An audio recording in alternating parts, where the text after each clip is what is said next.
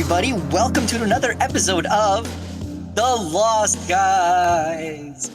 Huzzah! Huzzah! Featuring Martin Stone and Nolan Thunder. Gentlemen, it is so nice to be joined with you again today to talk about some lost things.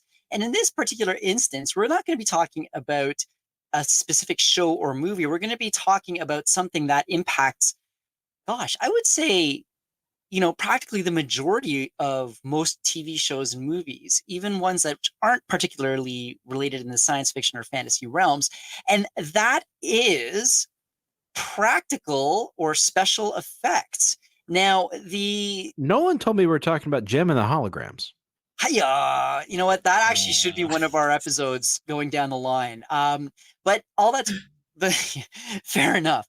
But no, today our subject, and I can't remember who it was that recommended this subject, is effects and practical effects, and how those practical effects seem to have gone by the wayside. And right now, I've pulled up what I think is probably the best side-by-side analysis or comparison of practical effects, which is Episode 1, The Phantom Menace Yoda, where he was originally a puppet, and then the maker, George Lucas, went back and replaced him with a a CG model in the 3D re-release, the Blu-ray and the Disney, and we've never seen the puppet since. So, you see, kids, there was a time before we had computers, and we had to rely on practical effects, like non-computer generated images. You had to make a puppet. You had to make a backdrop. And I might make myself sound really old here, but I will low-key say, when done effectively and not just super campy like a lot of 60s movies, it looks often a lot better. I'm saying it now. Well, I'm actually going to take credit for this. I'm going to take credit for this one because this one was my idea. My wife and I went to see the re-release of The Labyrinth. Remember? I texted you guys about that. Yeah. Ooh, I should have gone to see it. I didn't know they were re-releasing it. That's awesome. They're re-releasing pretty much everything these days. It's wild how much, like, every time I turn around, it feels like there's a new old movie in the movie theaters these days. What does that tell you about how well the computer effects are landing with audiences? Yeah, a couple, maybe a month after that, I took my boys, 10 and 13, to go see The Mummy, and they fell in love with the fight scenes. The Brandon Fraser one, right? Yeah. The first half is all practical effects for the most part, and then you get the CGI nonsense at the end. That's awesome, though. But it's like a healthy blend goes a long way. It's like a diet, you know? Yes. If you just eat carrots every day, you'll probably die. If you just eat nothing but junk food the other day, you'll probably die of some tragic event, you know? But if you know how to utilize your tools, and I think that's the problem, is I don't mean to act like I'm better than Hollywood filmmakers, but I feel like they've gotten very complacent and I don't want to say lazy, but like they're trying so hard to stick to the storyboard that they end up, they spend all this money on their actors and the cameras and stuff, and they just end up animating it all on a computer anyways. Whereas beforehand, take like Jurassic Park. People love the CGI dinosaurs in that movie, but most of the time the dinosaurs were actually practical effects. They just utilized it at the right time, so that way it wouldn't look super hokey like a lot of old monster movies did, and it worked. Yeah. Well, I think on the subject of practical effects and the debate between those and CG effects, which obviously are now being used much more than practical effects are, it feels like there's been a broken promise in a way, because there have been good practical effects, absolutely, but there have also been some real stinkers. And, when I was researching our subject today, I'm going to pull one up right now, where you've got these like top 10 really awful practical effects and stuff like this. Love the first Terminator movie, but I mean, come on, right? So as computer graphics started to develop more and more, in my mind at least, and maybe I'm the only one on this, I always felt that eventually, with the way computer graphics were progressing from things like polygons in the original Tron up to Davy Jones in the Pirates of the Caribbean, the expectation, I think, was that they're just going to keep getting better and better and better until they're indistinguishable from practical effects, right? Like, it's the same kind of concept as the video game console.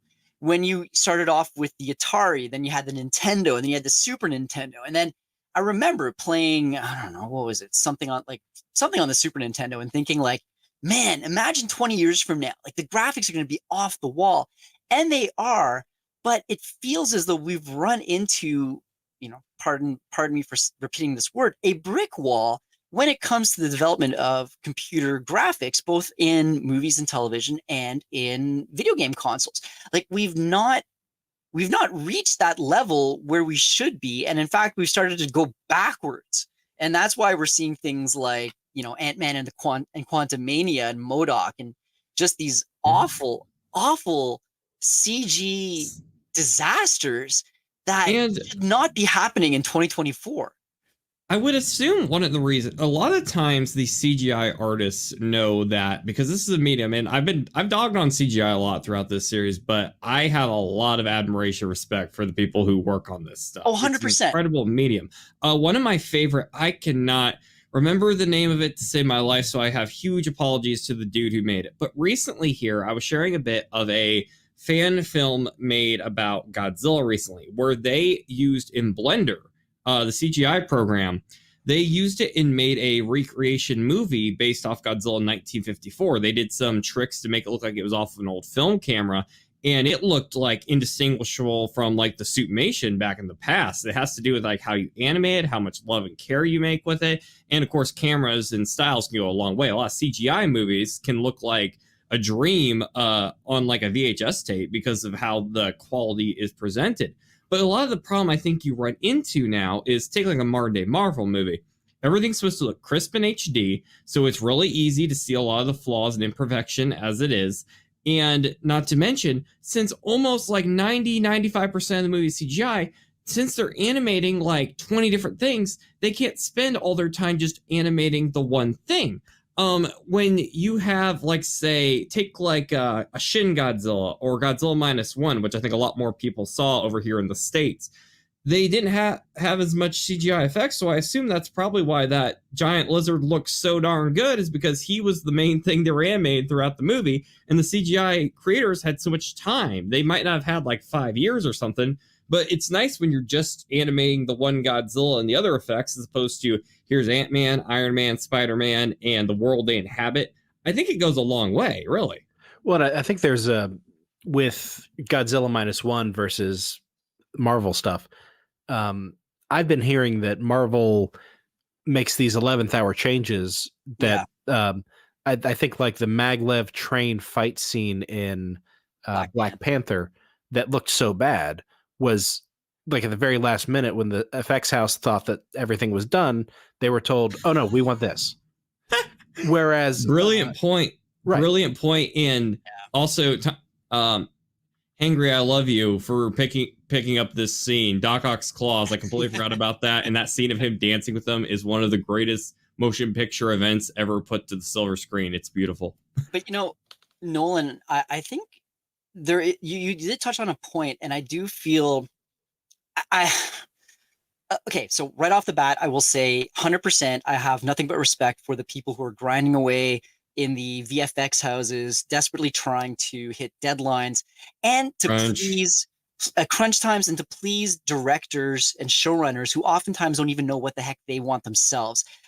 Very true. It is so true. You try to come with them with art, and you come to them, you're like, here, make this, and you don't understand how to do it, but you need their help. These guys are so talented. I cannot stress that enough.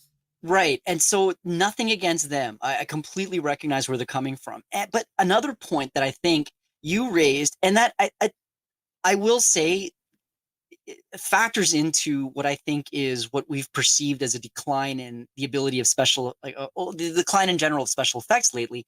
Not only the crunch time, not only the directors who have no clue what they're doing, but also the fidelity of our entertainment mediums.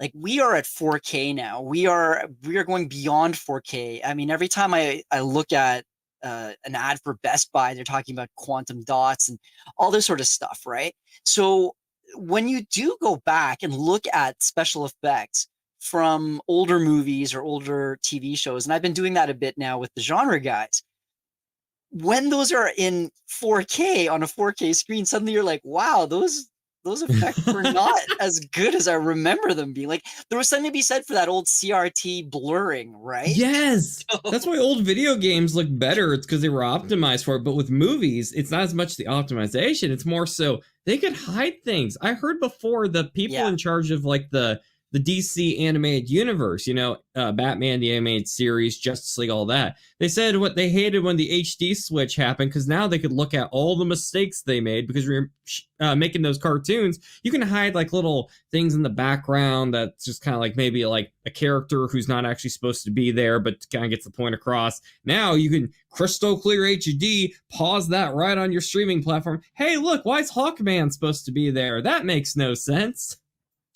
And this is part of the reason why I feel like, even though we're being a bit harsh on effects now, in about 5 or 10 years, I do feel we're going to be seeing a sea change. And I feel a lot of that is because of the fact that right now, whether it be for budgetary reasons or time constraints, the effects of the past were able to they were able to adapt themselves to the mediums of the past. I feel that the effects houses right now are not able to cope with the high fidelity of our television sets, of our IMAX theaters, of our PlayStation 5s. But I feel that AI is going to be coming in and revolutionizing that. And so I'd be very curious to see where things are when it comes to special effects 5, 6, 7 years from now. What direction do you guys think we're going to see? Do you think we're going to see a practical effects renaissance because of how easy it's going to be with AI? Or do you think it's going to be as dead gets and we're going to see nothing but AI? Because as we can see now, all these huge budget films are crazy underperforming. But then again, the AI would also make it cheaper. So I have no clue which way it's going to go. I'd like to see a renaissance of practical effects, but I'd like to see that because all these actors are standing on green screens and they're being told, all right, look up that way. And there's a big, giant, horrendous thing up there. And instead of like, the guys interacting on the set of the thing who actually saw something pop out and could react in terror to something. Yeah, well, people give Mark Hamill so much credit for being able to work with the Jim Henson puppets in Empire Strikes Back, like the Yoda puppet, the swamp, and all that.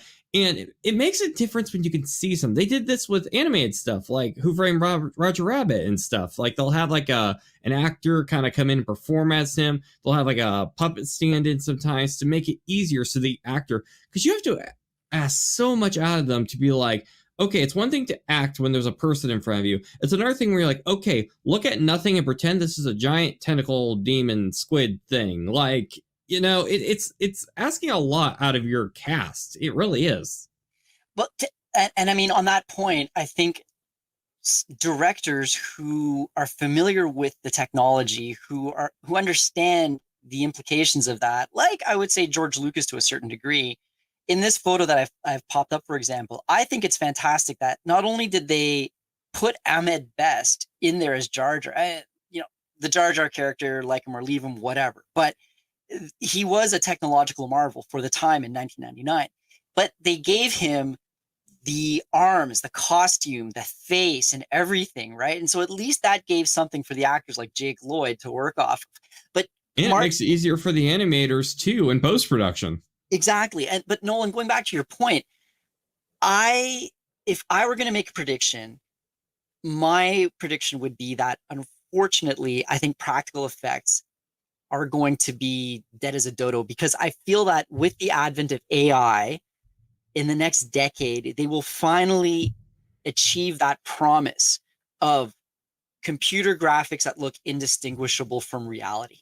So that is my prediction, and I'm sad for that because I love practical effects. Like I love model work. I love, the realistic feel of things. Like when I was watching reruns, and in particular, I find that they're really effective, at least for me, when you're looking at science fiction stuff. Like, for example, here, let me throw up this photo I've got here, which I'm not sure if you guys recognize, but there was a period in the 70s and the 80s, especially. This is the original Battlestar Galactica, and you had all of these shows which were kind of riffing off of Star Wars, and they all had these real life models that were built. And again, granted, they were on CRT TV screens. It was not quite in high definition and whatnot. But when you saw They were those ships cool. flying by, and they had the little pinpricks with that were supposed to exemplify windows, like you always wondered, that looks real enough that I wonder if there is something in there. And it was just enough for your mind to be able to latch onto it and feel that these people were actually on a ship and not just into some random soundstage somewhere. So it's kind of nice too when they use pretty much a big toy as their thing, because if you're having kids watch, they're more likely to want to buy the toy because it's already a toy pretty much. I mean, that might be controversial to say, but I think that's also good marketing too. It's because there's just something so charming about the effects where I can't even really, I don't know if this is like a spiritual thing or what, but, and correct me if you feel otherwise, viewers down in the comments, but I personally feel that practical effects, while can be cheap and obviously more fake, I can't help but feel like people find them. And I don't just mean like, because there was a long time, the whole argument, like this is true with video games too, where it's like the more real it looks, the better the product is. And we've seen it here in some recent times, like especially in the video game industry, where just going for realism isn't really doing enough because people want a bit of the fantasy element to it. And there's something about an argument to be said with practical effects where it makes it feel a bit more like a movie or a game. And it kind of adds a bit more to where you get more intrigued by what you're watching. Take like when Godzilla 2014, I know I keep going about Godzilla, but that's one of my favorite examples of practical effect with the suitmation and such.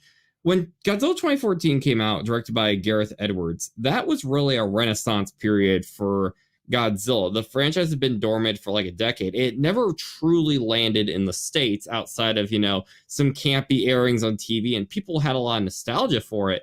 But take Godzilla as a franchise right now compared to a lot of other franchises, they're just banking off of nostalgia berries, and heck, even Star Wars included if you want. But it's just kind of going off the past, whereas Godzilla has managed to stay relevant. And I personally believe, I don't even think it was really the current movies themselves, because those have gotten, some mixed reception over time, some of them doing better than others.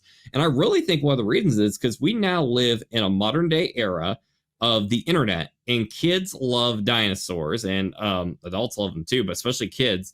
And you have literally like 29 movies of suitmation Godzilla-wise. And when that film came out, I feel like it was like a gateway for people to learn more about the history of this series. And people love looking up the compilations of these old school monster battles on YouTube with its practical effects explosion, using the ropes to make the heads move and stuff like that. There's just something charming. It's fake, but you can't help but feel like you get this clinging attachment to it. And I don't know, like, I know like CGI is more realistic, but no, I wish there was a great analogy here, but for sometimes the cheaper it looks can be the better. And I don't know how to explain why that is. But I don't feel like CGI is more realistic in a lot of ways. Oh, no, not at all. So when you got like the Battlestar or Enterprise D, I don't mind so much the inanimate things being CGI. I would Enterprise E. Well, I was thinking the D on the show. Well, you mean animate? That was I know.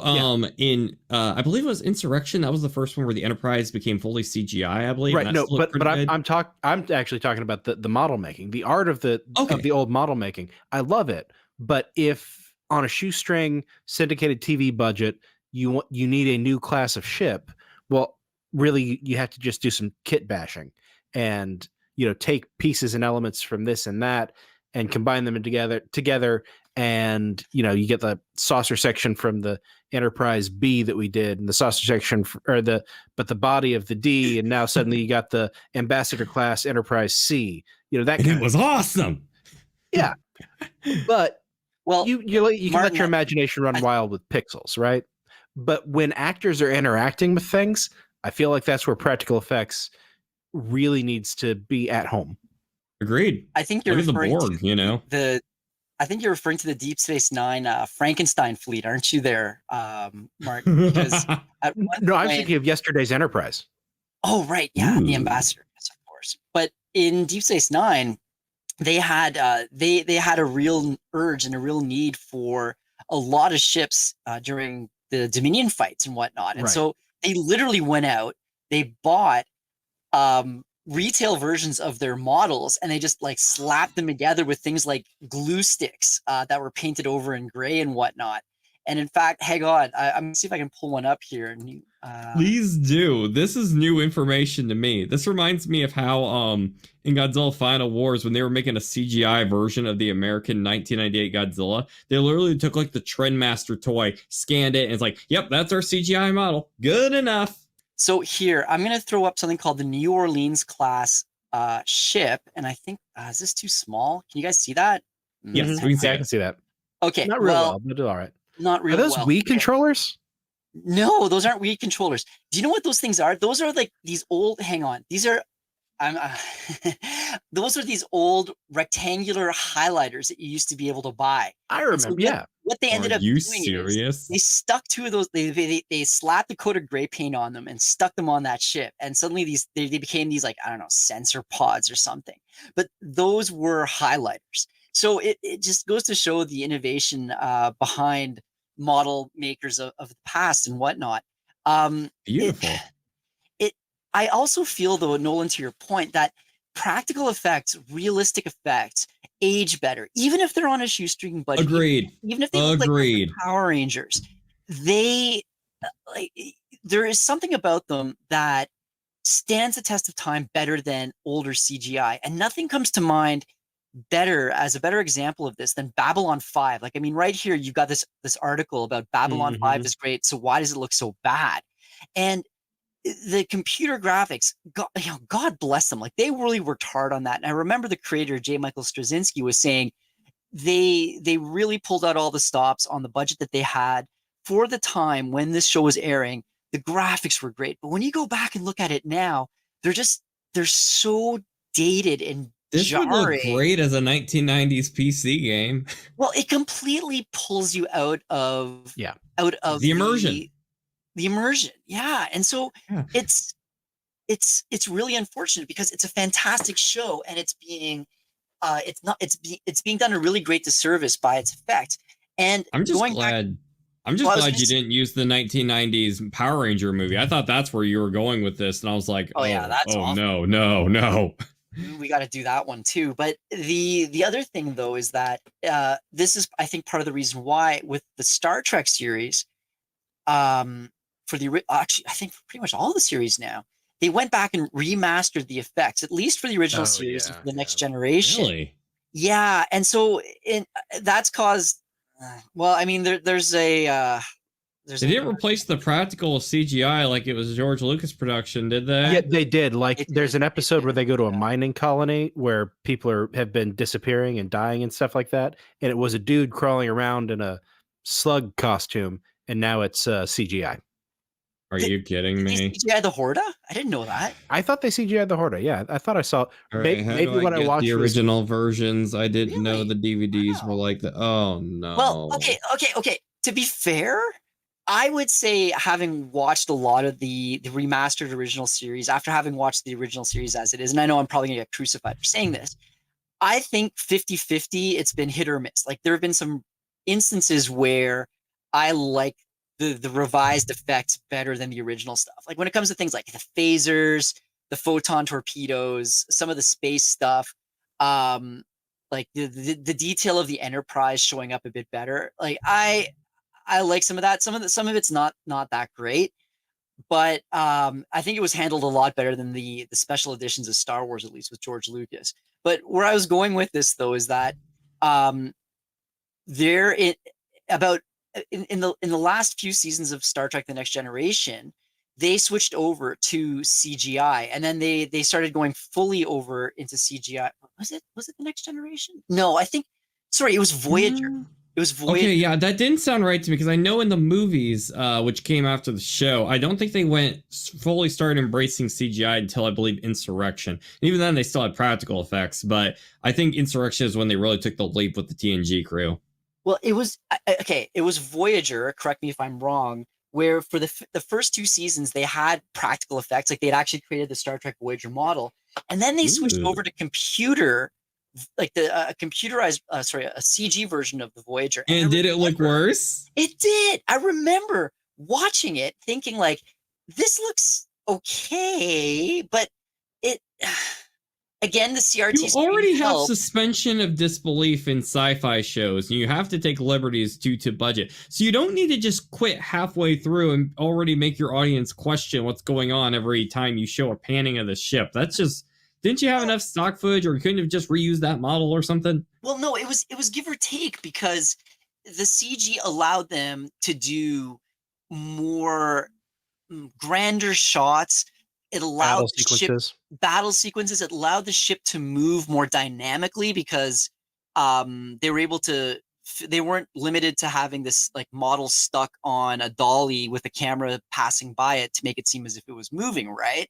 So there was a trade-off there. And when at the time when you were watching it on these old televisions, it didn't look that bad. But when you go back on Netflix and rewatch Voyager or something, you're like, oh, geez, that is CGI. Like. It's just like every time you're watching like these late 90s shows or early 2000s, you're like, okay, at what point is the effects going to start taking a nosedive when the CGI shows up? It's like Spider-Man 2002. Like that film has incredible effects with like the when it's shot in the right lighting elements and stuff.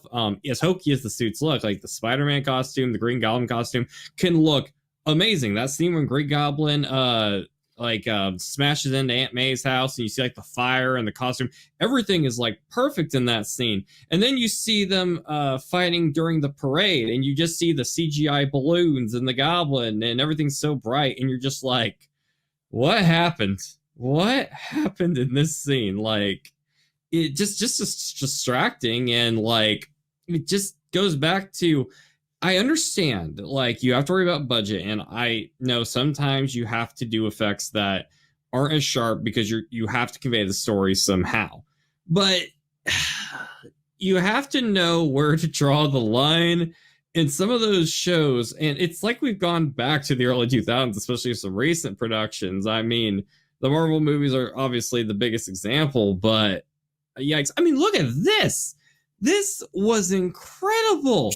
I think I once read that this scene just alone took months to do, and it's one of the most memorable parts of the whole movie. And you're going to get more people to care about it and go back to it just to see that scene alone.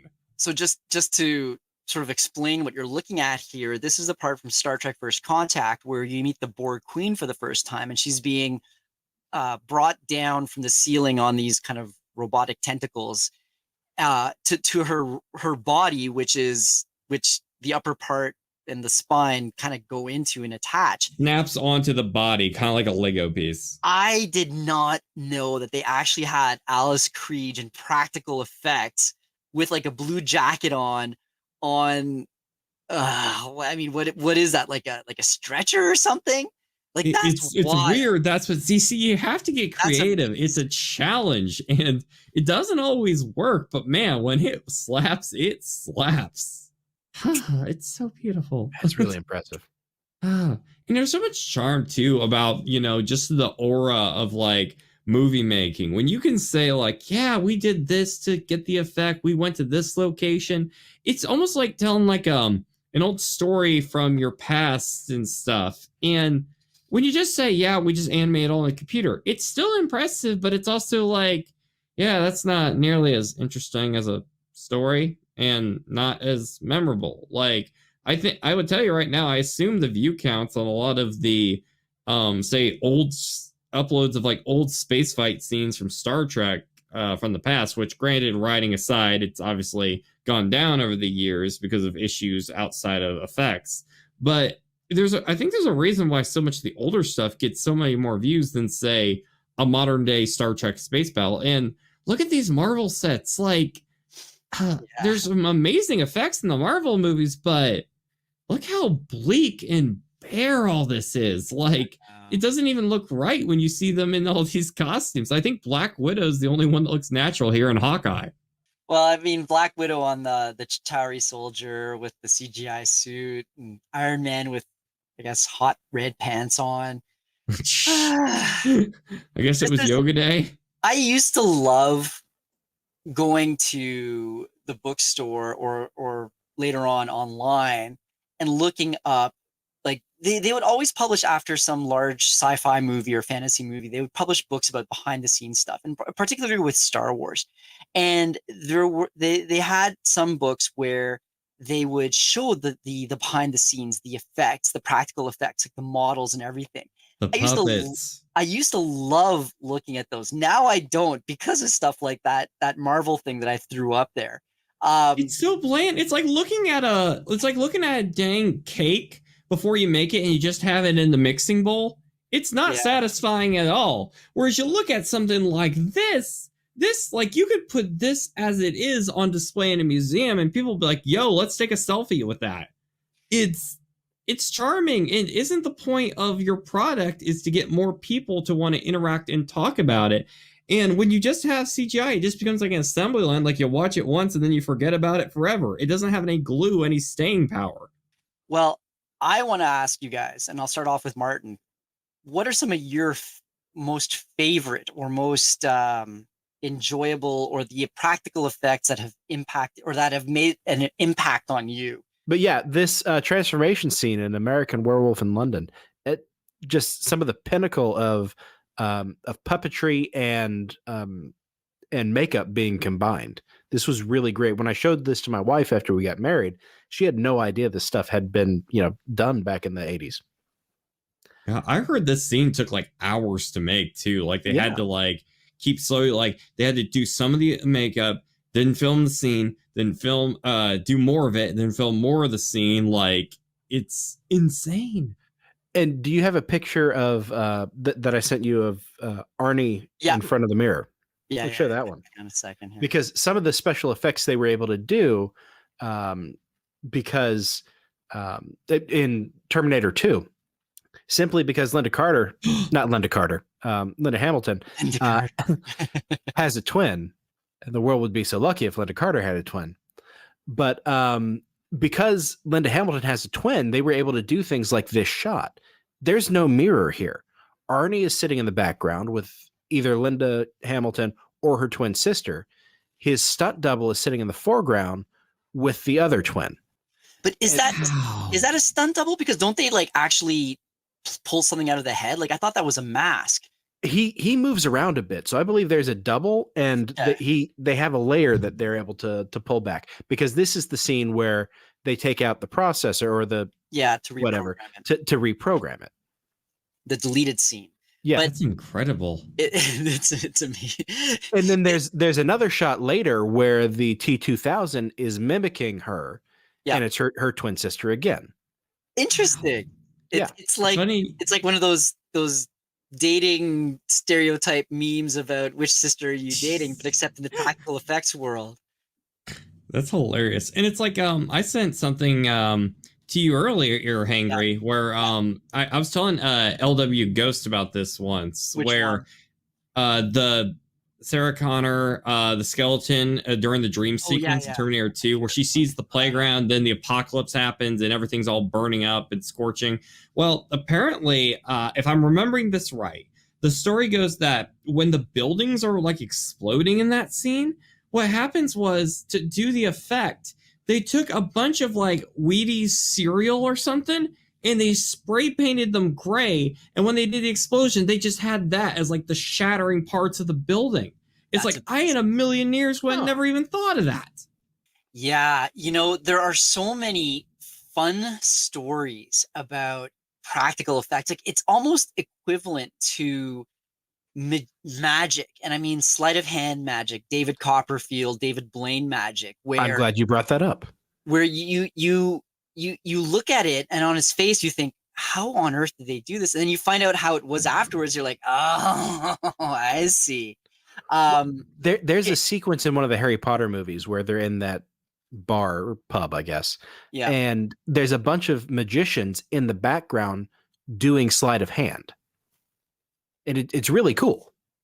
Interesting. Yeah. Or then you've got other stuff like in Labyrinth, David Bowie doing the contact juggling with those crystal balls. That's actually a juggler named Michael Motion, Oh, who had a routine, I think it was called Light, that used these crystal balls and moved around. It's amazing. It was a great skill that he developed. well, That's gentlemen, amazing. I am going to say that some of my favorite practical effects were in the prequels, the Star Wars prequels, because there were far more practical effects done in those movies than people realize. And The Naboo ships were beautiful. Just saying. Those are practical. But continue. but so look at this, what I've thrown up here, for example. This blew my mind when I found out about it. So the pod racing scene, again, your inclination is to think, well, maybe this was CGI, but it was actually practical effect. And what I loved about this one, and what I'm going to throw up right now, is those audience members, the tiny little audience members you see down there. They were, well, do you guys want to take a guess how they made those? Tiny They people? used Like Indian in the Cupboard? No, how did they do that? colored Q-tips. Yo, that's so cool. So you pull, like, you see all these like aliens, this audience, thousands of aliens, right? And they're these colored Q-tips. And How many people were underneath just going around like, nah? yeah, I know, right? So and of course I think there was some CGI touch up to it. You added some movement and post and so on and so forth. Yeah. But just the sprinkle it in a little bit, make it look a little more convincing. But wow. the ingenuity of that, when I read about that blew my mind. And again, even in the two other prequels, and I know Attack of the Clones gets a lot of flack for its CGI, which has not aged very well, but there were still practical effects there. Like the Camino was all practical, right? That was one they didn't even have to do. I'm really impressed with that. Yeah, because they had it hidden by rain, so that would have been one of the best times to use it. That's so cool. And what's interesting is that the clone troopers in both episode 2 and 3 were all CGI. People don't realize that. And so when you had people trying to replicate those suits in real life, it was a heck of a hard time because they were CGI. Now, they did use real clone, like practical armor in the Ahsoka series, and that during the flashback when you had Anakin and the young Ahsoka and they were running off into battle and stuff, those clones were actually people in armor for the first time. And good change for once. They were criticized. They were saying, like, this is why George went with CGI, because the clones in the armor looked really clunky. So I was too distracted by how bad Hayden Christensen's Anakin costume looked and how awkward it was. Oh, did I say that?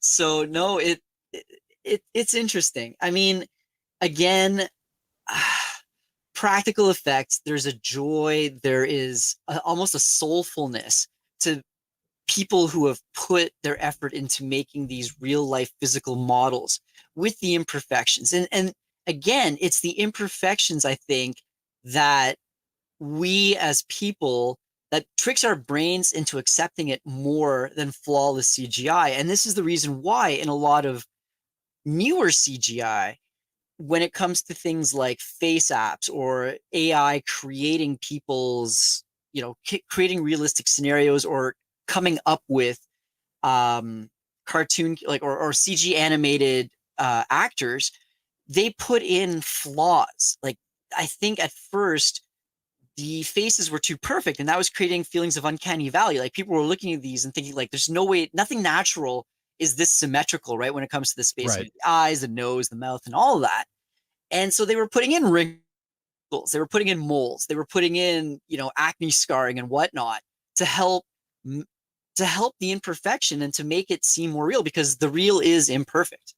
Yeah, and you get kind of trained with the current CGI to, like, some things, like when they do something incredible, like all these flips and like explosions and like mutations and stuff like that. Like everything's trying to be kind of like the T-1000 in Terminator 2. And as a result, it kind of cheapens because you're just kind of trained to kind of be like, oh, cool, whatever, amuse me, you know? Whereas back then, you know, you were kind of catered to their limitations and restrictions. If we're going to go into what my favorite usage of practical effects is, or at least one of mine, because Star Wars is pretty hard to beat. For me, it would be 1989's Godzilla versus Biollante. How did I know you were going to say Godzilla, Nolan? I've only talked about it for like half the video. Yeah, I won't shut up about this giant monster. But no, like it came in late 80s. So this was kind of after some of the more hokier eras of the 60s. And they were trying to be a little kind of upgrade, kind of revamp it a bit. And it's incredible. The plot is basically you already have this giant fire-breathing monster trying to kill you. You also have a giant, so this guy, he has this daughter who passed away. So he takes her DNA and mutates it with a plant and adds Godzilla cells, because that's a great idea. Great. And yeah. As one does. And the plant just keeps evolving, and it becomes like this beautiful rose in the middle of a lake, and that's really cool how they do that effect. And then eventually mutates to a giant creature, plant monster with a crocodile mouth looking thing. It's super weird. It kind of looks like that. Right? Hang on, let me see if I can pull that Yes, I have a few of them. Okay. But yeah, so we'll have a reference photo here. And, you know, this is a weird movie, but everybody and their grandma in like who are Godzilla fans have been asking for this Biollante monster, for her to appear in the modern day movies, just because of just how groundbreaking the effects were there. They had to do, not only was the puppetry huge to where they had to, you know, design like all the plant, I don't know if we call them leaves or skin, whatever you want to call that, at all the glossiness in the mouths and the detail in the tooth.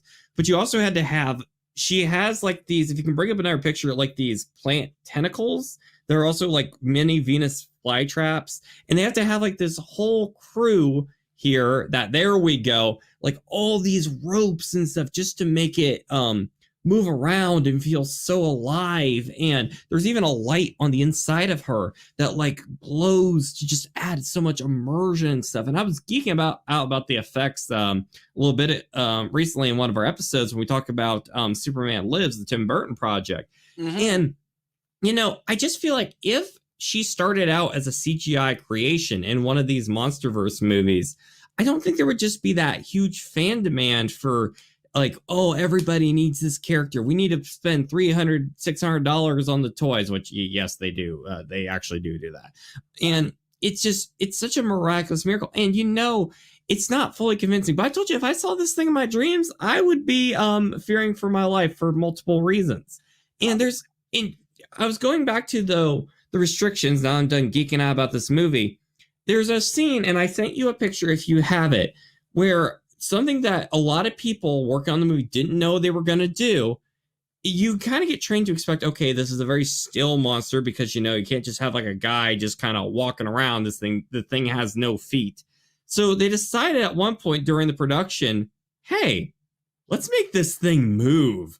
So they took the puppet, the giant puppet, put it on like these rollers and had like a track system for it to go. And they did this sequence where it starts charging at Godzilla. And it is amazing.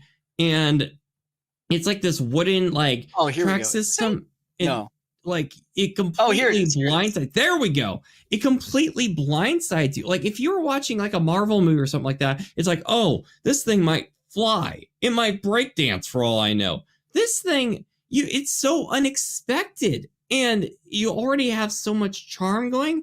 It's one of those cases where less is more, because why are some comedy films just so good? The timing of the joke. If you just had people like screaming and making jokes every 5 seconds, it wouldn't be that good of a comedy. But if you have someone playing, you know, the normal person, where something's just going about your average day, and then something really wild happens, like they open the oven and you see a monster pop out, it's impactful because you don't expect it. And I think that's something that's a problem with these CGI movies is we're expecting everything, so nothing impresses us. And when you have this, like, there's so many different options that can land with your viewers with what was achieved with Biollante here. And I just feel like that is why a lot of modern movie making is failing in the effects, not because of a lack of effort. These VFX artists work their butts off. They work so hard on these tight schedules, but it comes back to the people who are in charge of these movies. They're missing what's going to land with your audience. And I think that's where a lot of movies just end up so hollow and people just forget about them. Yeah, I mean, those are really good points, Nolan. Thank you. I kind of went on a rant there. My bad. I wish you were good. passionate about this, Nolan. Yeah, seriously. Yeah, I need to amp it up a little bit. I sound like I'm kind of phoning it in today. Well, gents, some closing thoughts on practical effects or CG effects? Martin? The really great stuff is always going to be art. And art is hard to fake and harder still to get right. I just, for me, I feel they need more time. They need more resources. They need to have people, because they are, and then when I talk about they, I mean the effects houses. When they have a director who has a vision, when they have a director who knows what they're doing, when they've got the time and the resources necessary, and it's not like, here's take your time, take 10 years to do these VFX, reasonable timelines. Let me put it that way. Look at the Dune movies, the two Dune movies that just came out. Like, the effects in those films are stellar, and it's because of the fact that Denis Villeneuve knew what he wanted. He knew how to work with them, and I think they were given enough time and money to be able to produce something consistently well. So, Cloverfield, Terminator 2, there are amazing CGI. Lord of the Rings, there are amazing examples of CGI, but they knew when to use it and how to use it. And I think that's where I think they failed, because you look at the old films of the past, there were times where they thought they could cheapen out on some of these old like costumes and puppets and stuff. And there's a reason like so many people made fun of it for so long. It's because a lot of it got overused, or heck, even some of the old, I'm going to say it again, the old Godzilla movies, they had them doing some silly things like tail surfing or leaping in the air and stuff, dancing. It came out too hokey. And it's just a matter of, do not overutilize your tool. When you're a filmmaker, you have so many different tools to use to convey an image. And I'm not saying it's easy. It is hard. It is so hard. But if you don't get it right, and nothing's ever going to be perfect. And I guess that perfect is an abstract concept, kind of. But if you take it to where you have to compromise so much of the effect just to land as true as you could to the vision, at that point, why is it not just like a cartoon or something to where everything is like dead on to where you're probably ideally wanting it to look? And part of the magic of movies is, how do things transition to the silver screen? Why do people, even when you have like those live action, say, let's go with Disney, or it could be anime, whatever, but the Disney is probably the best example for current times. Even when you are like sighing and you don't want these movies anymore, there's still a morbid curiosity to wonder like, oh, how would Incredibles or something look in this? And please don't ever make a live action Incredibles. I will cry. But there's a morbid curiosity that of how something will change. If something is just a CGI recreation off of a picture, sometimes it can work. But if you just take it for granted and overuse it, I think you've missed the mark. But that's my own personal take on it. Yeah. Live action Incredibles is going to be John Cena, by the way. I hope you're joking. Yeah, I'm just joking. No, he's going to be Mr. T. Right. Okay. On that note, guys, this was a real pleasure. This was a fun chat. Thank you so much. When we were talking about this, I'm like, what are we going to talk about here? But I feel like we can keep going for at least another hour or so, but we are not.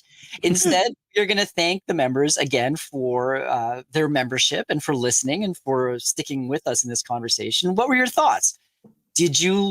Are you a fan of practical? Do you think CGI is the future? Do you think AI CGI is the future? Leave us your comments down below. We love to hear them. We love to read them.